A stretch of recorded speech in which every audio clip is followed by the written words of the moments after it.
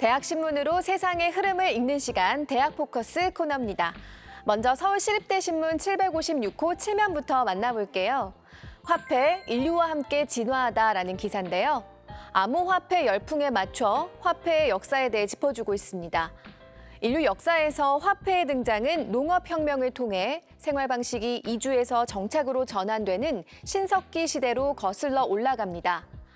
물품 화폐는 조개 껍질, 쌀, 가죽, 포목, 소금 등이 그 시초였는데요. 이후 구리, 철, 금 등의 금속 화폐가 생겨났고 현대 사회에서는 지폐가 교환 수단의 기능을 하고 있습니다. 지폐를 신용화폐 또는 명목화폐라고 하는데 세계 최초의 지폐는 10세기 말 중국 북송시대 때 사용됐던 교자라고 하고요.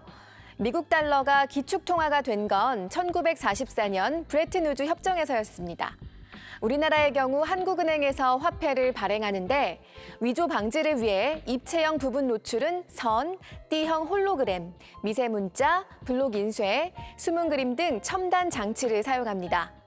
현재 열풍이 불고 있는 가상 암호화폐의 시초는 1990년에 등장한 이캐시라고 하는데요. 단일 거래가 이중으로 발생할 수 있는 문제점을 해결하기 위해 공공거래장부라고도 불리는 블록체인 기술이 고안됐고 2009년 비트코인이 탄생하게 됩니다. 지난 3월 기준 약 8,500종에 이르는 암호화폐는 참신한 기술이지만 아직 화폐로 사용되기엔 무리가 있는데요. 지급을 보증하는 기관이나 안전장치가 없고 변동성이 심하기 때문이라고 합니다. 암호화폐 투자에 뛰어들기 전 이러한 장단점을 제대로 파악해야겠죠? 오늘의 첫 번째 키워드, 화폐였습니다.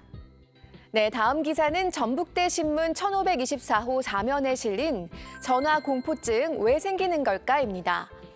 콜포비아, 즉 전화공포증은 스마트폰이 대중화된 2009년 이후 생겨난 개념으로 통화를 기피하는 현상을 가리킵니다. 한국인터넷진흥원의 설문조사 결과에 따르면 스마트폰을 이용하는 주 목적에 대해 79.4%가 채팅과 메신저를 하기 위해서라고 답했는데요. 음성이나 영상통화라고 답한 70.7%보다 많았습니다.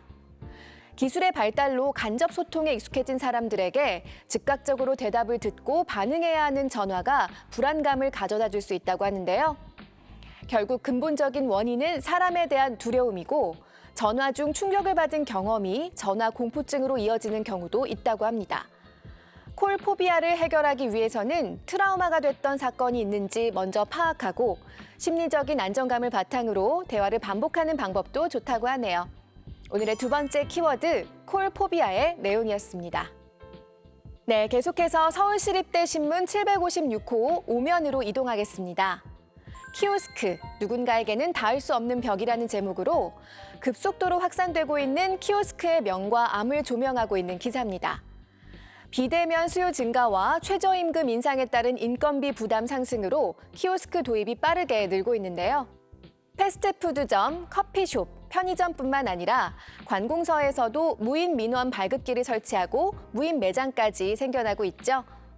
매장에서는 사람과 기계가 분업을 할 수 있어서 비용을 절감할 수 있고 소비자도 대기 시간 없이 빠르게 주문할 수 있어 편리한데요.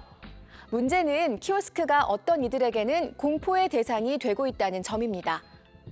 디지털 기기에 익숙하지 않은 노년층은 뒷사람 눈치를 보거나 다음 버튼을 찾기 어렵고 또 그림이나 글씨가 잘 안 보이는 등 부담을 느끼고 있는데요. 장애인들에게도 키오스크는 장벽으로 다가옵니다. 휠체어에 앉아 내용 확인이 어렵고 음성 안내 서비스가 갖춰져 있지 않거나 점자 안내가 없어 불편한 점이 많다고 하네요. 편리하게 사용하는 키오스크, 그러나 사회적 약자들을 위한 배려가 필요해 보입니다. 키워드, 키오스크의 내용이었습니다. 네, 다음 살펴볼 기사는 단대신문 1480호 3면에 실린 피부색에 우열은 없다라는 기사입니다. 미국에서 동양인 혐오 범죄가 증가하고 있습니다. 미국의 인권법은 인종, 피부색, 종교, 성별, 출신 국가에 따른 차별을 금지하고 있지만 현실에선 인종차별이 만연하고 있는데요. 동영상 커뮤니티 틱톡에는 동양인을 비하하는 동작을 취하거나 동양인을 코로나 바이러스라고 지칭하는 영상이 심심찮게 올라오고 있습니다. 미국에 거주하는 한국인들은 각종 위협을 피부로 느끼고 있다고 하는데요.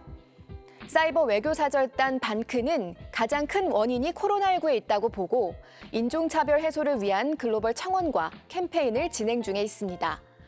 차별을 멈추라는 시위도 꾸준히 이어지고 있는데요.